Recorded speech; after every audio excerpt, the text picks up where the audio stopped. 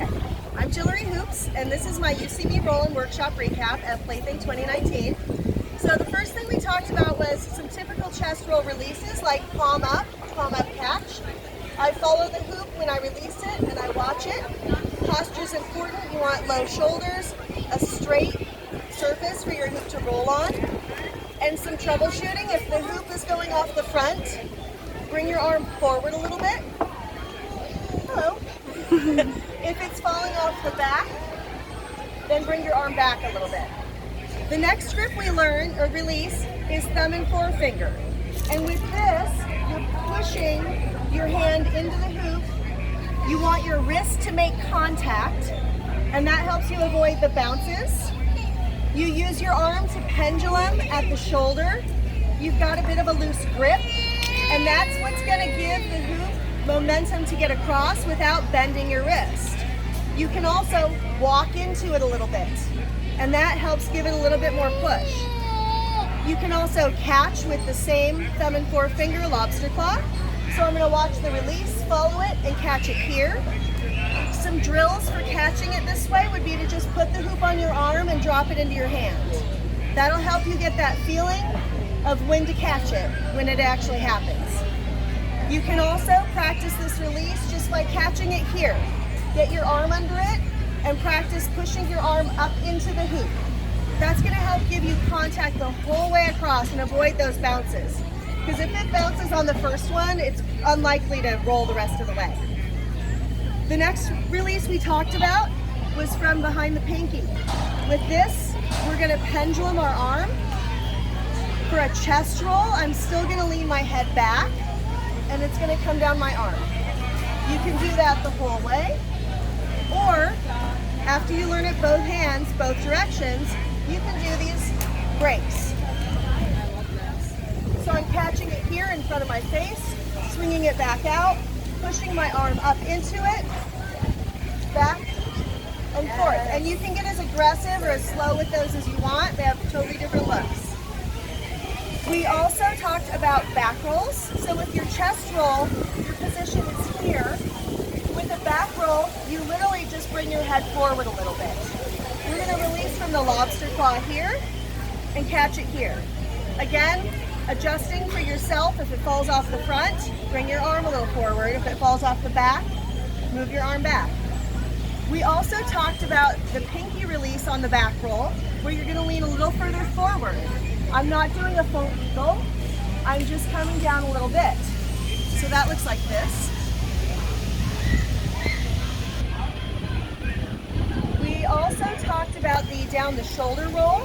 This goes from my shoulder to my hip in a diagonal line, ear to ear. I'm swinging my arm in a right angle at the shoulder. I release high up on my back, and I catch it here at my hip, usually. There it is. You want to get to the practice not just of releasing with the same hand, but also tossing the hoop to here, so you can get ready to add multiple hoops into that shoulder roll. We didn't even cover K-rolls. I'll do that in the recap. So for K-rolls, you want to hit your hoop here and hit your forearm. Drop it down into the other hand. You can also do them up, where we're going to get this nice hinge here. I'm going to lean back, and we're going to send it up and push into Wow, it. that's so cool. One more time.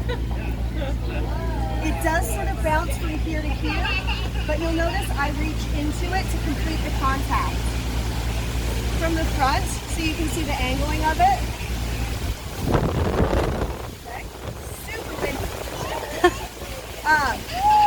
We also talked about throwing your hoop under your shoulder to do a partial back roll. So we're going to sort of pendulum the hoop again at our shoulder. I'm going to lean way down into it and catch here. That just goes across the torso, not the arms. You can also do it the other direction. Again, these are for when you're down low with your hoop. You reach your arm out in this chicken wing, you release it onto your shoulder, and that looks like this. And you can pass the hoop back to get ready for doing it with multiple hoops. got into wrist rolls. So with those, we first practiced just doing from thumb to pinky, pinky to thumb, keeping it static, keeping our arm nice and straight. Then we worked on this pendulum motion, and you'll notice that my arm stays in this down pendulum the entire time. I'm going to release here without the wind and follow it back for the catch. Up, back, and my arm stays down. If you reach up, it doesn't go in a straight line. Remember, the surface you give it is the line the hoop is going to roll on. You should also practice those forward from pinky to thumb. Oh no, thank you. Thank you so much. You can do these at your side, or you can do them in front of you. Go back. You can do them in a diagonal line by releasing high, catching low, and a straight line by releasing at the top and catching at the bottom. You can also do some cool anti-spin stuff with wrist rolls, like wrist roll to the side, to the top, let it, tough to do slow motion. So side, top, side, bottom. Side, top, side, bottom. We also did an outside isolation. I tend to get myself really going on this wheel turn and then reach underneath it. And that also helps you when you're in a two-hoop ocho doing an anti-spin, because you're going to come from across, down, over, and as you push up, this releases here and recatches here.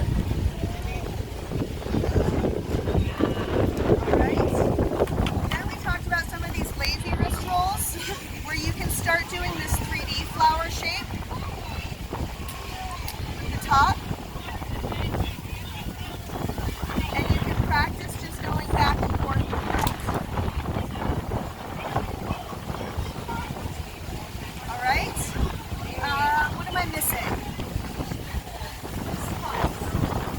Yes, so another case for doing both hands, both directions is doing the wrist rolls at your sides in split time, same direction, forward and reverse, and doing them split time, same time, opposite direction, and then also the other way, and also doing the big diagonals. We also talked about if you're spinning this hoop, sometimes something I like to do is bring the hoop back and really stick it and make people realize that I just did this ninja shit right here. Okay, we got a little bit into some twin body rolls where you can do a half chest roll and you can grab it on the top, thumbs down, which I see a lot, head tracer, back into something. You can also catch it thumbs up on top, Z-spin it, and back into something. You can also catch it on the bottom, thumbs up, which enables you to either send it back across your back, or what I do more often is send it back across my chest.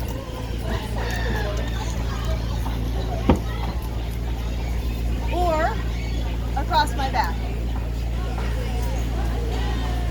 And then you're ready for this. We also talked about switching hands when you get to the halfway point. So when the hoop gets here, I'm going to switch, and that'll look like this. And you're ready for your same time, opposite direction, anti-spin flowers. I think that covers it. I think. All right.